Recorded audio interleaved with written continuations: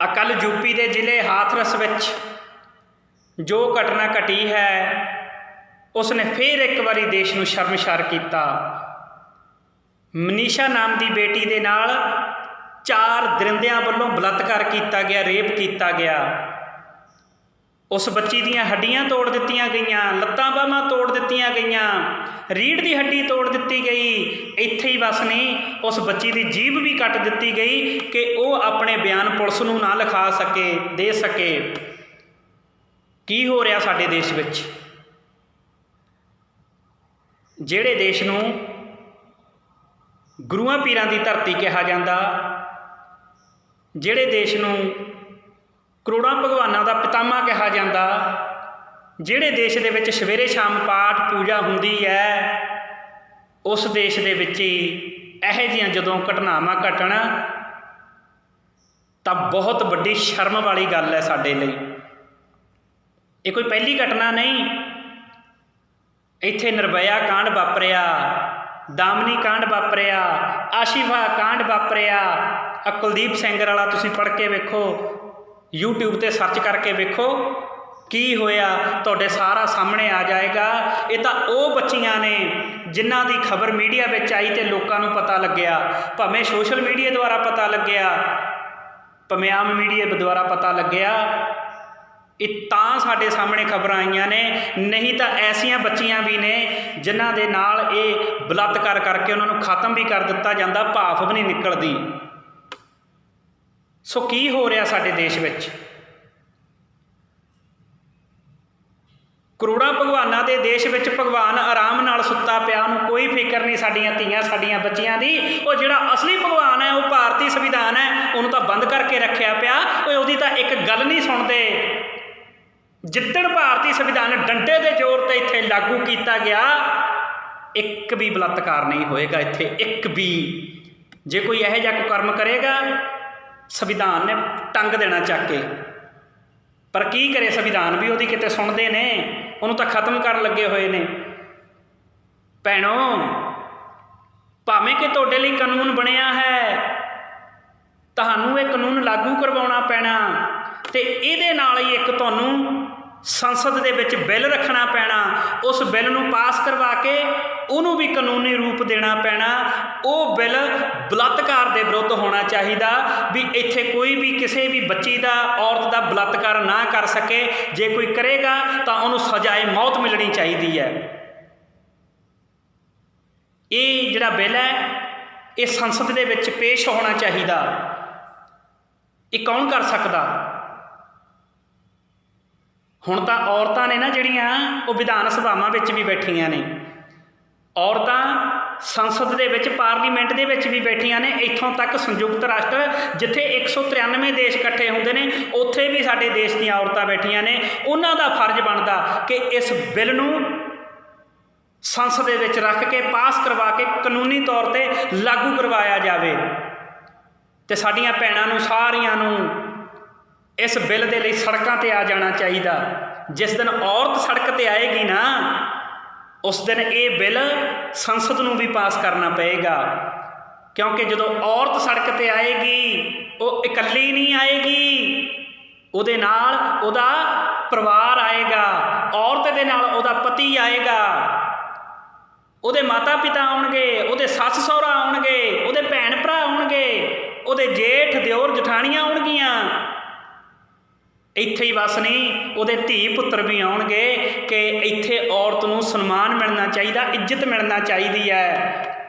भैणों, भारतीय संविधान का आर्टिकल 15 जिस दे विच मौलिक अधिकारां का जिक्र किया गया, पहला अधिकार है बराबरता का अधिकार। उहदे विच आर्टिकल 15 आउंदा। आर्टिकल 15 का पॉइंट 3 भाव खंड 3 विच लिखिया, सरकार राज औरतां अते बच्चियां लई विशेष कानून बना सकती है। ये बनाया जा सकता, तुहानूं अगे आउणा पएगा। इत्थे बलात्कार दे विरुद्ध तुहानूं एक कानून बनवाउणा पएगा। भैणों, बन सकदा कानून जे सरकारां किसान आर्डीनेंस 2020 नूं थोड़े समय दे विच पास करके कानून का रूप दे सकदियां ने, ਤਾਂ ਇਹਨੂੰ ਤਾਂ ਕੁਝ ਘੰਟੇ ਹੀ ਲੱਗਣਗੇ। ਇਸ ਕਰਕੇ ਔਰਤ ਦੇ ਸਨਮਾਨ ਦੇ ਲਈ ਪੂਰੇ ਦੇਸ਼ ਨੂੰ ਮੈਦਾਨ ਵਿੱਚ ਆਉਣਾ ਪਵੇਗਾ। ਤੇ ਜਦੋਂ ਔਰਤ ਸੜਕ ਤੇ ਆਏਗੀ, ਸਾਰਾ ਪਰਿਵਾਰ ਸੜਕ ਤੇ ਆਏਗਾ ਤੇ ਸਰਕਾਰਾਂ ਨੂੰ ਇਹ ਗੱਲ ਮੰਨਣੀ ਪਏਗੀ। ਨਹੀਂ ਤਾਂ ਇੱਥੇ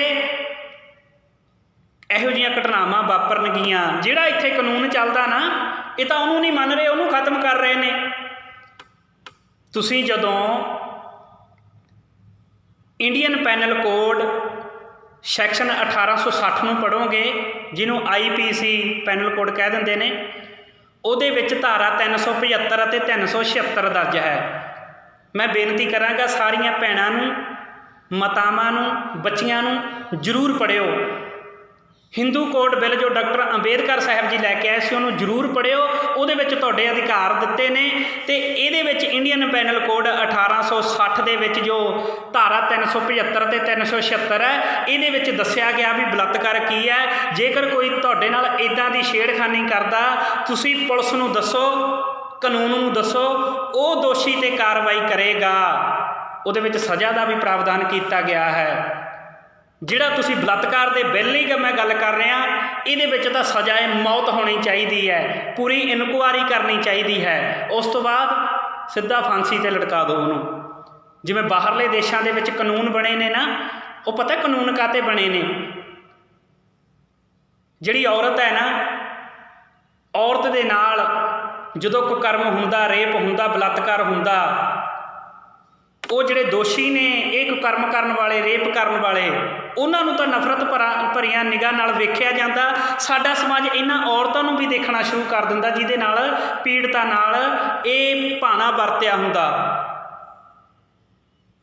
ਉਹ ਵਿਚਾਰੀ ਇਕੱਲੀ ਰਹਿਣਾ ਸ਼ੁਰੂ ਕਰ ਦਿੰਦੀ ਹੈ। ਕੋਈ ਨਾ ਉਹਦੇ ਨਾਲ ਵਿਆਹ ਕਰਾਉਣ ਨੂੰ ਰਾਜੀ, ਨਾ ਉਹਦੇ ਨਾਲ ਕੋਈ ਪੜ੍ਹਨ ਨੂੰ ਰਾਜੀ, ਨਾ ਖਾਣ ਪੀਣ ਨੂੰ ਰਾਜੀ, ਨਾ ਕੋਈ ਉਹਦੇ ਨਾਲ ਘਰ ਵਸਾਉਣ ਨੂੰ ਰਾਜੀ। ਕੀ ਕਰੇ ਉਹ ਪੀੜਤਾ? ਉਹਦਾ ਤਾਂ ਕੋਈ ਕਸੂਰ ਨਹੀਂ, ਪਰ ਅਸੀਂ ਵੀ ਉਹਨੂੰ ਭੈੜੀ ਨਿਗਾਹ ਨਾਲ ਵੇਖਣਾ ਸ਼ੁਰੂ ਕਰ ਦਿੰਦੇ ਹਾਂ। ਪਰ ਦੇਸ਼ਾਂ ਨੇ, ਜਿਹੜੇ ਬਾਕੀ ਦੇਸ਼ ਨੇ ਨਾ, ਉਹਨਾਂ ਨੇ ਇਹ ਕੰਮ ਨਹੀਂ ਕੀਤਾ। ਉਹਨਾਂ ਨੇ ਕਿਹਾ ਔਰਤ ਦੇ ਨਾਲ ਜਿਹੜਾ ਬਲਾਤਕਾਰ ਕਰੇਗਾ, ਉਹਨੂੰ ਇਹੋ ਜਿਹੀ ਸਜ਼ਾ ਦੇਵਾਂਗੇ ਕਿ ਬਲਾਤਕਾਰ ਕਰਨ ਤੋਂ ਪਹਿਲਾਂ 100 ਵਾਰ ਸੋਚੇਗਾ ਵੀ ਮੈਂ ਕਦੇ ਵੀ ਬਲਾਤਕਾਰ ਨਹੀਂ ਕਰਾਂਗਾ। ਐਸੇ ਕਾਨੂੰਨ ਬਣਾਏ ਨੇ ਉਹ ਸਾਊਦੀ ਅਰਬ ਵਰਗੇ ਦੇਸ਼, ਚੀਨ ਵਰਗੇ ਦੇਸ਼, ਹੋਰ ਦੇਸ਼ ਨੇ ਜਿਨ੍ਹਾਂ ਨੇ ਕਾਨੂੰਨ ਬਣਾਏ ਨੇ। ਜੇ ਕੋਈ ਉੱਥੇ ਬਲਾਤਕਾਰ ਕਰਦਾ ਤਾਂ ਉਹ ਦੋਸ਼ੀ ਨੂੰ ਚੌਂਕ ਦੇ ਵਿੱਚ ਲਿਆ ਕੇ ਉਹਦੀ ਗਰਦਨ ਵੱਢ ਦਿੱਤੀ ਜਾਂਦੀ ਹੈ, ਉਹਨੂੰ ਫਾਂਸੀ 'ਤੇ ਲਟਕਾ ਦਿੱਤਾ ਜਾਂਦਾ, ਉਹਦੇ ਸਿਰ ਦੇ ਵਿੱਚ ਗੋਲੀ ਮਾਰ ਦਿੱਤੀ ਜਾਂਦੀ ਹੈ। ਇਸ ਤਰ੍ਹਾਂ ਉਹਨਾਂ ਨੂੰ ਸਜ਼ਾਵਾਂ ਦਿੱਤੀਆਂ ਜਾਂਦੀਆਂ ਨੇ। ਅਤੇ ਅਪਰਾਧੀ ਇਹ ਅਪਰਾਧ ਕਰਨ ਤੋਂ ਪਹਿਲਾਂ 100 ਵਾਰ ਸੋਚਦਾ ਵੀ ਮੇਰੇ ਨਾਲ ਇਹ ਕਾਨੂੰਨ ਵਰਤਾਓ ਕਰੇਗਾ, ਇਸ ਕਰਕੇ ਮੈਨੂੰ ਇਹ ਜ਼ੁਰਮ ਨਹੀਂ ਕਰਨਾ ਚਾਹੀਦਾ। ਅਤੇ ਉੱਧਰ ਬਹੁਤ ਘੱਟ ਹੁੰਦੇ ਆ, ਨਾ ਮਾਤਰੀ ਨੇ। ਇੱਥੇ ਸਾਡੇ ਜ਼ਿਆਦਾ ਇਸ ਕਰਕੇ ਹੁੰਦੇ ਨੇ ਕਿਉਂਕਿ ਬਲਾਤਕਾਰੀ ਸ਼ਰੇਆਮ ਘੁੰਮਦੇ ਫਿਰਦੇ ਨੇ। ਬਲਾਤਕਾਰੀਆਂ ਨੂੰ ਕੋਈ ਖੌਫ ਨਹੀਂ। ਇਹ ਸ਼ਬਦ ਮੈਂ ਜਾਣ ਕੇ ਬਾਰ-ਬਾਰ ਤਾਂ ਵਰਤ ਰਿਹਾ ਕਿਉਂਕਿ ਤੁਹਾਡੇ ਕੰਨਾਂ ਦੇ ਵਿੱਚ ਇਹ ਗੂੰਜ ਪਵੇ, ਜੋ ਪਰੋਸੀ ਕੇ ਹੁਆ ਤੂੰ ਆਪਣੇ ਪੀ ਜਾਨ। ਜੇ ਦੂਜਿਆਂ ਦੇ ਘਰ ਅੱਗ ਲੱਗੀ ਹੈ, ਉਹ ਅੱਗ ਲੱਗਦੀ ਕਿਤੇ ਤੇਰੇ ਘਰ ਤੱਕ ਨਾ ਪਹੁੰਚ ਜੇ। ਇਸ ਕਰਕੇ ਤੈਨੂੰ ਪਹਿਲਾਂ ਜਾਗਣਾ ਚਾਹੀਦਾ, ਇਸ 'ਤੇ ਇੱਕ ਕਾਨੂੰਨ ਬਣਾਉਣਾ ਚਾਹੀਦਾ। ਕੀ ਹੈ ਬਲਾਤਕਾਰ?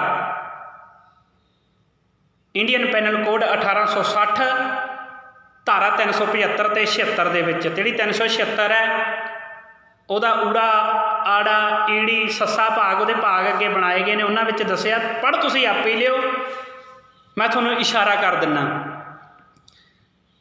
ਜਦੋਂ ਕਿਸੇ ਔਰਤ ਦੇ ਨਾਲ, ਕਿਸੇ ਬੱਚੀ ਦੇ ਨਾਲ, ਔਰਤ ਦੇ ਨਾਲ ਉਹਦੀ ਇੱਛਾ ਦੇ ਵਿਰੁੱਧ, ਉਹਦੀ ਮਰਜ਼ੀ ਦੇ ਵਿਰੁੱਧ ਉਹਦੇ ਨਾਲ ਭੈੜਾ ਵਿਵਹਾਰ ਕੀਤਾ ਜਾਵੇ, ਭਾਵ ਕੁਕਰਮ ਕੀਤਾ ਜਾਵੇ, ਤਾਂ ਉਹ ਬਲਾਤਕਾਰ ਅਖਵਾਏਗਾ। ਉਹਨੂੰ ਬਲਾਤਕਾਰ ਕਹਿੰਦੇ ਨੇ। ਔਰਤ ਦੀ ਸਹਿਮਤੀ ਤੋਂ ਬਿਨਾਂ ਉਹ ਬਲਾਤਕਾਰ ਅਖਵਾਏਗਾ। ਔਰਤ ਦੀ ਸਹਿਮਤੀ ਡਰਾ ਧਮਕਾ ਕੇ ਕਰਵਾਈ ਗਈ ਹੋਵੇ, ਜਿਵੇਂ ਕਈ ਹੁੰਦੇ ਨੇ ਨਾ ਕੇਸ ਵੀ ਨਹੀਂ ਤੇਰੇ ਮੈਂ ਪਿਓ ਨੂੰ ਮਾਰ ਦੂੰ, ਤੇਰੀ ਮਾਂ ਨੂੰ ਮਾਰ ਦੂੰ, ਤੇਰੇ ਭਰਾਵਾਂ ਨੂੰ ਵੱਢ ਦੂੰ, ਮੇਰੇ ਨਾਲ ਆਹ ਕੰਮ ਕਰ। ਅਤੇ ਜੇ ਇਹੋ ਜਿਹੀ ਘਟਨਾ ਆਉਂਦੀ ਹੈ ਤਾਂ ਉਹਨੂੰ ਵੀ ਬਲਾਤਕਾਰ ਸਮਝਿਆ ਜਾਏਗਾ, ਭਾਵੇਂ ਕਿ ਉਹ ਡਰਦੀ ਮਾਰੀ ਔਰਤ ਭਾਵੇਂ ਕੁੜੀ ਉਹਦੇ ਨਾਲ ਸਹਿਮਤ ਹੋ ਜਾਵੇ, ਪਰ ਉਹ ਵੀ ਬਲਾਤਕਾਰ ਅਖਵਾਇਆ ਜਾਏਗਾ। ਉਸ ਬਲਾਤਕਾਰ ਦੇ ਤਹਿਤ ਦੋਸ਼ੀ ਨੂੰ ਸਜ਼ਾ ਦੇਵੇਗਾ ਕਾਨੂੰਨ, ਜੋ ਵੀ ਪ੍ਰਾਵਧਾਨ ਇਹਦੇ ਵਿੱਚ ਦੱਸਿਆ ਗਿਆ ਹੈ। ਔਰਤ ਦੀ ਸਹਿਮਤੀ ਨਕਲੀ ਪਤੀ ਬਣਾ ਕੇ ਜਾਂ ਵਿਆਹ ਦਾ ਝਾਂਸਾ ਦੇ ਕੇ, ਤੁਸੀਂ ਵੇਖਿਆ ਨਾ ਕਈ ਅੱਜ ਕੱਲ੍ਹ ਐਸੇ ਮੁੰਡੇ ਨੇ, ਨੌਜਵਾਨ ਨੇ, ਜਿਹੜੇ ਕੋਈ ਵੀ ਲਾ ਲਓ ਬੰਦਾ, ਜਿਹੜੇ ਕਹਿੰਦੇ ਨੇ ਮੈਂ ਤੇਰੇ ਨਾਲ ਵਿਆਹ ਕਰਾਵਾਂਗਾ, ਤੂੰ ਮੇਰੇ ਨਾਲ ਸੰਬੰਧ ਬਣਾ। ਜੇ ਉਹ ਵਿਆਹ ਤੋਂ ਪਹਿਲਾਂ ਸੰਬੰਧ ਬਣਾ ਲੈਂਦੇ ਨੇ ਤਾਂ ਇਹਨੂੰ ਵੀ ਬਲਾਤਕਾਰ ਆਖਿਆ ਗਿਆ ਹੈ। ਜੋ ਔਰਤ ਕਾਨੂੰਨ ਨੂੰ ਜਾ ਕੇ ਆਖੇ, ਕਾਨੂੰਨ ਕੋਲੇ ਬਿਆਨ ਦਵੇ, ਇਹ ਸਾਨੂੰ ਪਤਾ ਹੋਣਾ ਚਾਹੀਦਾ। ਨਕਲੀ ਪਤੀ ਬਣਾ ਕੇ ਦਿਮਾਗੀ ਰੂਪ 'ਤੇ ਕਮਜ਼ੋਰ ਆ, ਜਿਹੜੀ ਦਿਮਾਗੀ ਤੌਰ 'ਤੇ ਕਮਜ਼ੋਰ ਆ, ਜਿਹਨੂੰ ਆਪਾਂ ਮੈਂਟਲ ਕਹਿ ਦਿੰਦੇ ਹਾਂ, ਪਾਗਲ ਕਹਿ ਦਿੰਦੇ ਹਾਂ, ਜੇ ਉਸ ਦੇ ਨਾਲ ਵੀ ਕੋਈ ਕੁਕਰਮ ਕਰੇਗਾ ਉਹ ਵੀ ਬਲਾਤਕਾਰ ਅਖਵਾਇਆ ਜਾਏਗਾ। ਔਰਤ ਦੀ ਸਹਿਮਤੀ ਜਦੋਂ ਉਹਨੂੰ ਹੋਸ਼ ਨਾ ਹੋਵੇ, ਭਾਵ ਉਹਨੂੰ ਨਸ਼ਾ ਕਰਾਇਆ ਜਾਵੇ, ਨਸ਼ੀਲੇ ਪਦਾਰਥ ਖਿਲਾਏ ਜਾਣ ਜਾਂ ਪਿਲਾਏ ਜਾਣ, ਉਸ ਤੋਂ ਬਾਅਦ ਉਹਦੇ ਨਾਲ ਕੁਕਰਮ ਕੀਤਾ ਜਾਵੇ ਤਾਂ ਉਹ ਵੀ ਬਲਾਤਕਾਰ ਅਖਵਾਏਗਾ। ਨਾਬਾਲਗ ਲੜਕੀ ਦਾ ਤਾਂ ਤੁਹਾਨੂੰ ਪਤਾ ਹੀ ਆ, ਜੇ ਕੋਈ ਇਹਦੇ ਨਾਲ ਕੁਕਰਮ ਕਰਦਾ ਤਾਂ ਉਹ ਵੀ ਬਲਾਤਕਾਰ ਹੈ। 15 ਸਾਲ ਤੋਂ ਘੱਟ ਉਮਰ ਦੀ ਪਤਨੀ ਦੇ ਨਾਲ ਸੰਬੰਧ ਬਣਾਉਣੇ, ਇਹ ਵੀ ਬਲਾਤਕਾਰ ਦੀ ਸ਼੍ਰੇਣੀ ਵਿੱਚ ਆਉਂਦੇ ਆ। ਮੈਂ ਇਹ ਦੱਸ ਰਿਹਾ ਵੀ ਕਿਹਨੂੰ ਬਲਾਤਕਾਰ ਕਹਿੰਦੇ ਨੇ। ਇਹ ਜਿਹੜੀਆਂ ਮੈਂ ਉੱਪਰ ਆਪ ਜੀ ਨੂੰ ਗੱਲਾਂ ਦੱਸੀਆਂ ਨੇ, ਇਹ ਨੇ ਬਲਾਤਕਾਰ ਦੀਆਂ, ਜਿਹਨੂੰ ਬਲਾਤਕਾਰ ਕਾਨੂੰਨੀ ਨਿਗਾਹ ਨਾਲ ਮੰਨਦਾ ਹੈ ਵੀ ਇਹ ਆ ਬਲਾਤਕਾਰ। ਧੱਕੇ ਨਾਲ, ਜ਼ਬਰਦਸਤੀ, ਉਹਦੇ 'ਤੇ ਤਸ਼ੱਦਦ ਕਰਕੇ, ਜ਼ੁਲਮ ਕਰਕੇ ਧੱਕਾ ਕਰਨਾ ਵੀ ਬਲਾਤਕਾਰ ਹੈ। ਬਲਾਤਕਾਰ ਭਾਵੇਂ ਧਾਰਮਿਕ ਸਥਾਨਾਂ 'ਤੇ ਹੋਵੇ, ਭਾਵੇਂ ਹਸਪਤਾਲਾਂ ਦੇ ਵਿੱਚ ਹੋਵੇ, ਭਾਵੇਂ ਆਮ ਕਿਸੇ ਖਾਸ ਜਗ੍ਹਾ 'ਤੇ ਜਾਂ ਆਮ ਜਗ੍ਹਾ 'ਤੇ ਹੋਵੇ, ਉਹ ਧੱਕਾ ਜ਼ਬਰਦਸਤੀ ਬਲਾਤਕਾਰ ਹੀ ਅਖਵਾਈ ਜਾਏਗੀ। ਇਹ ਵੀ ਦੱਸ ਦਿੱਤਾ ਵੀ ਇਹਦਾ ਮਤਲਬ ਇਹ ਨਹੀਂ ਵੀ ਇਹ ਧਾਰਮਿਕ ਸਥਾਨ ਸੀ, ਇੱਥੇ ਬਲਾਤਕਾਰ ਨਹੀਂ ਮੰਨ ਸਕਦੇ, ਹੈ ਨਾ, ਜਾਂ ਇਹ ਰਾਜਨੀਤਿਕ ਜਗ੍ਹਾ ਸੀ, ਇਹ ਖਾਸ ਜਗ੍ਹਾ ਸੀ, ਆਮ ਜਗ੍ਹਾ ਸੀ। ਹਰ ਜਗ੍ਹਾ 'ਤੇ ਜੇਕਰ ਕਿਸੇ ਔਰਤ ਨਾਲ ਧੱਕਾ ਹੋਏਗਾ ਉਹਨੂੰ ਬਲਾਤਕਾਰ ਹੀ ਸਮਝਿਆ ਜਾਏਗਾ। ਇਹਦੇ ਵਿੱਚ ਜਿਹੜਾ ਸਜ਼ਾ ਦਾ ਪ੍ਰਾਵਧਾਨ ਹੈ ਉਹ 7 ਸਾਲ ਹੈ, ਉਸ ਤੋਂ ਬਾਅਦ 10 ਸਾਲ ਤੱਕ ਵੀ ਚਲੇ ਜਾਂਦਾ। ਮੈਂ ਤਾਂ ਕਰਕੇ ਤੁਹਾਡੇ ਨਾਲ ਉਹ ਬਿੱਲ ਦੀ ਗੱਲ ਕੀਤੀ ਹੈ ਕਿ ਬਿੱਲ ਦੇ ਵਿੱਚ ਐਸਾ ਕਾਨੂੰਨ ਬਣਾਇਆ ਜਾਵੇ ਜਿਸ ਦੇ ਵਿੱਚ ਥੋੜ੍ਹੇ ਸਮੇਂ ਦੇ ਵਿੱਚ ਕਾਨੂੰਨੀ ਕਾਰਵਾਈ ਕਰਕੇ, ਜਿਹਨੇ ਵੀ ਬਲਾਤਕਾਰ ਕੀਤਾ ਕਿਸੇ ਦਾ, ਪੂਰੀ ਕਾਨੂੰਨੀ ਕਾਰਵਾਈ ਕਰਕੇ, ਤਫਤੀਸ਼ ਕਰਕੇ, ਉਸ ਤੋਂ ਬਾਅਦ ਉਹਨੂੰ ਫਾਂਸੀ ਦੀ ਸਜ਼ਾ ਹੋਵੇ ਜਾਂ ਉਹਨੂੰ ਸ਼ਰੇਆਮ ਗੋਲੀ ਮਾਰ ਦਿੱਤੀ ਜਾਵੇ, ਤਾਂ ਇੱਥੇ ਬਲਾਤਕਾਰ ਹੋਣੇ ਬੰਦ ਹੋਣਗੇ। ਨਹੀਂ ਤਾਂ ਤੁਸੀਂ ਕੈਂਡਲ ਮਾਰਚ ਚੁੱਕ ਕੇ ਆਸ਼ਿਫਾ ਬਾਰੇ ਖੜੇ ਸੀ, ਨਿਰਭਇਆ ਬਾਰੇ ਖੜੇ ਸੀ, ਦਾਮਨੀ ਬੇਟੀ ਬਾਰੇ ਖੜੇ ਸੀ, ਤੇ ਅੱਜ ਖੜ ਜਾਓਗੇ। ਕੀ ਫਰਕ ਪੈਣਾ? ਕਾਨੂੰਨ ਬਣਵਾਈਏ, ਲਾਗੂ ਕਰਵਾਈਏ। ਤੇ ਮੈਂ ਇੱਥੇ ਇੱਕ ਹੋਰ ਛੋਟੀ ਜਿਹੀ ਬੇਨਤੀ ਕਰਦਿਆਂ, ਉਹ ਇਹ ਹੈ ਕਿ ਇਸ ਕਾਨੂੰਨ ਦੀ ਦੁਰਵਰਤੋਂ ਨਾ ਕੀਤੀ ਜਾਵੇ। ਕਈ ਔਰਤਾਂ ਭੈਣਾਂ ਜਾਣ ਕੇ ਕਹਿਣ ਲੱਗ ਜਾਣ ਵੀ ਸਾਡੇ ਨਾਲ ਇਹ ਬੰਦੇ ਨੇ ਕੁਕਰਮ ਕੀਤਾ, ਖੇ ਖਾਦੀ, ਬਲਾਤਕਾਰ ਕੀਤਾ। ਉਹਦੇ ਲਈ ਵੀ ਇੱਕ ਕਾਨੂੰਨ ਦੇ ਵਿੱਚ ਵਿਧੀ ਬਣਾਈ ਜਾਵੇ ਵੀ ਔਰਤ ਕਿਤੇ ਝੂਠ ਤਾਂ ਨਹੀਂ ਬੋਲ ਰਹੀ, ਜਾਣ ਕੇ ਮਰਦ ਨੂੰ ਫਸਾ ਤਾਂ ਨਹੀਂ ਰਹੀ, ਉਹਦਾ ਘਰ ਤਾਂ ਨਹੀਂ ਤਬਾਹ ਕਰਨਾ ਚਾਹੁੰਦੀ, ਉਹਦੀ ਜ਼ਿੰਦਗੀ ਤਾਂ ਨਹੀਂ ਤਬਾਹ ਕਰਨਾ ਚਾਹੁੰਦੀ। ਇਹ ਵੀ ਚੰਗੀ ਤਰ੍ਹਾਂ ਤਫਸੀਸ ਹੋਣੀ ਚਾਹੀਦੀ ਹੈ। ਮੈਂ ਤੁਹਾਡੀ ਨੌਲੇਜ ਲਈ ਦੱਸ ਦਿਆਂ ਕਿ ਜਿਹੜਾ ਇੰਡੀਅਨ ਪੈਨਲ ਕੋਡ ਹੈ, ਉਹਦੀ ਜਿਹੜੀ ਧਾਰਾ 182 211, ਉਹਦੇ ਤਹਿਤ ਜੇ ਕੋਈ ਔਰਤ ਜਾਂ ਮਰਦ ਪੁਲਿਸ ਨੂੰ ਝੂਠੀ ਜਾਣਕਾਰੀ ਦਿੰਦੇ ਨੇ, ਤੇ ਜਦੋਂ ਉਹ ਝੂਠੀ ਜਾਣਕਾਰੀ ਸਹੀ ਸਾਬਤ ਹੋ ਜਾਂਦੀ ਹੈ ਵੀ ਹਾਂ ਇਹ ਝੂਠ ਬੋਲੀ ਹੈ, ਤਾਂ ਉਹਦੇ 'ਤੇ ਕਾਰਵਾਈ ਹੋ ਸਕਦੀ ਹੈ, ਉਹਦੀ ਸਜ਼ਾ ਵੀ ਹੈ। ਜੇ ਕੋਈ ਔਰਤ ਝੂਠੀ ਮੂਠੀ ਆਖੇ ਜੀ ਫਲਾਣੇ ਬੰਦੇ ਨੇ ਮੇਰੇ ਨਾਲ ਖੇ ਖਾਧੀ ਹੈ, ਬਲਾਤਕਾਰ ਕਰਨ ਦਾ ਯਤਨ ਕੀਤਾ, ਕੋਸ਼ਿਸ਼ ਕੀਤੀ ਹੈ, ਤੇ ਅਗਰ ਉਹ ਝੂਠੀ ਪਾਈ ਜਾਂਦੀ ਹੈ 211 ਦੇ ਤਹਿਤ ਉਹਦੇ 'ਤੇ ਵੀ ਪਰਚਾ ਦਰਜ ਹੋਏਗਾ। ਇਹ ਵੀ ਪ੍ਰਾਵਧਾਨ ਇੰਡੀਅਨ ਪੈਨਲ ਕੋਡ ਦੇ ਵਿੱਚ ਦੱਸਿਆ ਗਿਆ ਹੈ। ਇਹੀ ਜਿਹੜੀ ਆਪਾਂ ਬਿੱਲ ਪਾਸ ਕਰਵਾਉਣਾ, ਬਿੱਲ ਲੈ ਕੇ ਆਉਣਾ, ਕਾਨੂੰਨੀ ਤੌਰ 'ਤੇ ਲਾਗੂ ਕਰਵਾਉਣਾ, ਉਹਦੇ ਵਿੱਚ ਵੀ ਇਹ ਗੱਲਾਂ ਐਡ ਹੋਣੀਆਂ ਚਾਹੀਦੀਆਂ ਨੇ ਵੀ ਕਿਸੇ ਮਰਦ ਨੂੰ, ਕਿਸੇ ਬੰਦੇ ਨੂੰ ਜਾਣ ਬੁੱਝ ਕੇ ਨਾ ਫਸਾਇਆ ਜਾਵੇ। ਇਸ ਕਰਕੇ ਸਾਡੇ ਬੱਚਿਆਂ ਨੂੰ ਤੁਸੀਂ ਦੱਸਿਆ ਕਰੋ ਭੈਣੋ, ਤੁਸੀਂ ਆਪਣੇ ਬੱਚਿਆਂ ਨੂੰ ਦੱਸਿਆ ਕਿ ਮੰਗਲਵਾਰ ਨੂੰ ਕਿਹੜਾ ਵਰਤ ਰੱਖਣਾ, ਵੀਰਵਾਰ ਨੂੰ ਕਿਹੜਾ ਰੱਖਣਾ, ਐਤਵਾਰ ਨੂੰ ਸ਼ਨੀਵਾਰ ਨੂੰ ਕਿਹੜਾ ਵਰਤ ਰੱਖਣਾ। ਉਹ ਵਰਤਾਂ ਦਾ ਕੋਈ ਫਾਇਦਾ ਨਹੀਂ। ਜੇ ਦੱਸਣਾ ਤਾਂ ਇਹ ਦੱਸੋ ਵੀ ਧੀਏ, ਜਦੋਂ ਤੂੰ ਇਕੱਲੀ ਨੇ ਸਕੂਲ ਜਾਣਾ, ਕਾਲਜ ਜਾਣਾ, ਯੂਨੀਵਰਸਿਟੀ ਜਾਣਾ, ਕੰਮ 'ਤੇ ਜਾਣਾ, ਜਦੋਂ ਕੋਈ ਤੈਨੂੰ ਮਸਟੰਡਾ ਛੇੜਦਾ ਤਾਂ ਕੀ ਕਰਨਾ ਉੱਥੇ। ਜੇ ਕੋਈ ਤੈਨੂੰ ਹੱਥ ਪਾਉਂਦਾ, ਹੱਥੋਂ ਪਾਈ ਕਰਦਾ ਤੇਰੇ ਨਾਲ, ਤਾਂ ਤੈਂ ਆਪਣੀ ਡਿਫੈਂਸ ਲਈ, ਆਪਣੀ ਇੱਜ਼ਤ ਬਚਾਉਣ ਲਈ ਕਿੰਨਾ ਕੁ ਨੁਕਸਾਨ ਕਰਨਾ ਹੈ ਉਹਦਾ, ਤੈਨੂੰ ਆਪਣੀ ਡਿਫੈਂਸ ਬਾਰੇ ਵੀ ਪਤਾ ਹੋਣਾ ਚਾਹੀਦਾ। ਇਹ ਵੀ ਸਾਡੀਆਂ ਮਾਵਾਂ ਦਾ ਫਰਜ਼ ਬਣਦਾ ਕਿ ਆਪਣੀਆਂ ਧੀਆਂ ਨੂੰ ਜ਼ਰੂਰ ਦੱਸਣ। ਤੇ ਭੈਣੋ, ਜੇ ਇਹ ਬਲਾਤਕਾਰ ਦਾ ਜ਼ੁਲਮ ਰੋਕਣਾ ਤਾਂ ਤੁਹਾਨੂੰ ਅੱਗੇ ਆਉਣਾ ਪਏਗਾ, ਨਹੀਂ ਤਾਂ ਅਜਿਹੀਆਂ ਘਟਨਾਵਾਂ ਤੁਹਾਡੇ ਸਾਹਮਣੇ ਆਉਂਦੀਆਂ ਨੇ ਤੇ ਆਉਂਦੀਆਂ ਰਹਿਣਗੀਆਂ। ਯੂਪੀ ਦੇ ਵਿੱਚ ਅਜਿਹੀਆਂ ਘਟਨਾ ਘਟਦੀਆਂ ਨੇ, ਦੇਸ਼ ਦੇ ਵਿੱਚ ਅਜਿਹੀਆਂ ਘਟਨਾ ਘਟਦੀਆਂ ਨੇ, ਪੈਰਾਂ ਥੱਲਿਓਂ ਧਰਤੀ ਨਿਕਲ ਜਾਂਦੀ ਹੈ। ਇਸ ਕਰਕੇ ਮੈਂ ਆਪ ਜੀ ਦੇ ਨਾਲ ਇਹ ਬੇਨਤੀ ਕੀਤੀ ਹੈ। ਇਸ ਬੇਨਤੀ ਨੂੰ ਪ੍ਰਵਾਨ ਕਰਨਾ ਤੇ ਭਾਰਤੀ ਸੰਵਿਧਾਨ ਪੜ੍ਹੋ। ਭੈਣੋ, ਭਾਰਤੀ ਸੰਵਿਧਾਨ ਦੇ ਵਿੱਚ ਤੁਹਾਨੂੰ ਮਰਦ ਦੇ ਬਰਾਬਰ ਰੱਖਿਆ ਗਿਆ। ਭਾਰਤੀ ਸੰਵਿਧਾਨ ਨੇ ਆਖਿਆ, ਜੇ ਮਰਦ ਕਿਤੇ ਕੰਮ ਕਰ ਰਿਹਾ ਹੈ, ਆਪਣੀ ਤਨਖਾਹ ਲੈ ਰਿਹਾ ਹੈ, ਜੇਕਰ ਔਰਤ ਉੱਥੇ ਕੰਮ ਕਰ ਰਹੀ ਹੈ ਤਾਂ ਮਰਦ ਦੇ ਬਰਾਬਰ ਤਨਖਾਹ ਲਏਗੀ। ਉਹਦੇ ਲਈ ਮੈਂ ਆਪ ਜੀ ਦੇ ਨਾਲ ਪੰਜਾਬੀ ਦੇ ਵਿੱਚ ਭਾਰਤੀ ਸੰਵਿਧਾਨ ਦੀ ਵਿਚਾਰ ਚਰਚਾ ਕਰਦਾ। ਜੇਕਰ ਕਿਸੇ ਨੇ ਭਾਰਤੀ ਸੰਵਿਧਾਨ ਦੀ ਵਿਚਾਰ ਸੁਣਨੀ ਹੋਵੇ, ਗੁਰਪ੍ਰੀਤ ਸਿੰਘ ਸ਼ਿਮਲਾਪੁਰੀ YouTube 'ਤੇ ਜਾ ਕੇ ਤੁਸੀਂ ਆਰਟੀਕਲ 1 ਤੋਂ ਲੈ ਕੇ ਜੋ ਲੜੀਵਾਰ ਵਿਚਾਰ ਚੱਲ ਰਹੀ ਹੈ, ਆਰਟੀਕਲ 19 ਤੱਕ ਪਹੁੰਚਿਆ ਮੈਂ, ਉੱਥੇ ਤੱਕ ਵਿਚਾਰ ਕੀਤੀ ਹੈ, ਤੁਸੀਂ ਸੁਣ ਸਕਦੇ ਹੋ। ਸਾਨੂੰ ਸਾਡੇ ਹੱਕਾਂ ਬਾਰੇ, ਅਧਿਕਾਰਾਂ ਬਾਰੇ ਪਤਾ ਹੋਣਾ ਚਾਹੀਦਾ। ਉਹਦੇ ਵਿੱਚ ਮੈਂ ਭਾਰਤੀ ਸੰਵਿਧਾਨ ਦੇ ਪ੍ਰੈਂਬਲ, ਉਦੇਸ਼ਿਕਾ, ਪ੍ਰਸਤਾਵਨਾ ਬਾਰੇ ਵੀ ਤੁਹਾਡੇ ਨਾਲ ਗੱਲਬਾਤ ਕੀਤੀ ਆ। ਸੋ ਕਹਿਣ ਦਾ ਮਤਲਬ ਇਹ ਆ ਵੀ ਅਸੀਂ ਆਪਣੇ ਹੱਕਾਂ ਪ੍ਰਤੀ, ਆਪਣੇ ਅਧਿਕਾਰਾਂ ਪ੍ਰਤੀ ਜਾਗਰੂਕ ਹੋਈਏ, ਤਾਂ ਹੀ ਅਸੀਂ ਜ਼ੁਲਮ ਦੇ ਨਾਲ ਟੱਕਰ ਲੈ ਸਕਦੇ ਹਾਂ, ਤਾਂ ਹੀ ਅਸੀਂ ਜ਼ੁਲਮ ਨੂੰ ਠੱਲ ਪਾ ਸਕਦੇ ਹਾਂ। ਜਿਸ ਦਿਨ ਇਹ ਸੰਵਿਧਾਨ ਖਤਮ ਹੋ ਗਿਆ ਨਾ, ਇਹ ਕਾਨੂੰਨ ਖਤਮ ਹੋ ਗਿਆ, ਇਹ ਕੁਕਰਮ ਆਮ ਹੋਣੇ ਸ਼ੁਰੂ ਹੋ ਜਾਣਗੇ। ਇਹ ਚਾਹੁੰਦੇ ਹੀ ਇਹ ਨੇ ਕਿ ਇਸ ਕਾਨੂੰਨ ਨੂੰ ਖਤਮ ਕਰ ਦਿੱਤਾ ਜਾਵੇ। ਭੈਣੋ, ਤੁਸੀਂ ਇਹ ਬਲਾਤਕਾਰ ਦੇ ਵਿਸ਼ੇ 'ਤੇ ਜ਼ਰੂਰ ਧਾਰਾ 375 ਅਤੇ 76 ਪੜ੍ਹਿਓ, ਤੁਹਾਡੀਆਂ ਅੱਖਾਂ ਖੁੱਲ੍ਹ ਜਾਣਗੀਆਂ। ਭਾਰਤੀ ਸੰਵਿਧਾਨ ਨੂੰ ਪੜ੍ਹਿਓ, ਤੁਹਾਡੀਆਂ ਅੱਖਾਂ ਖੁੱਲ੍ਹ ਜਾਣਗੀਆਂ ਵੀ ਸਾਨੂੰ ਇੰਨੇ ਅਧਿਕਾਰ ਦਿੱਤੇ, ਅਸੀਂ ਫੇਰ ਵੀ ਅਣਜਾਣ ਹਾਂ। ਸੋ ਇੰਨੀਆਂ ਬੇਨਤੀਆਂ ਕਰਦਾ ਹੋਇਆ, ਜੇਕਰ ਮੇਰੇ ਕੋਲੋਂ ਕੋਈ ਗਲਤ ਬੋਲਿਆ ਗਿਆ ਹੋਵੇ, ਸ਼ਬਦ ਕੋਈ ਐਸਾ ਬੋਲਿਆ ਗਿਆ ਹੋਵੇ ਜਿਸ ਦੇ ਨਾਲ ਕਿਸੇ ਦੇ ਮਨ ਨੂੰ ਠੇਸ ਲੱਗੀ ਹੋਵੇ, ਤਾਂ ਮੈਂ ਮਾफ़ੀ ਚਾਹੁੰਦਾ।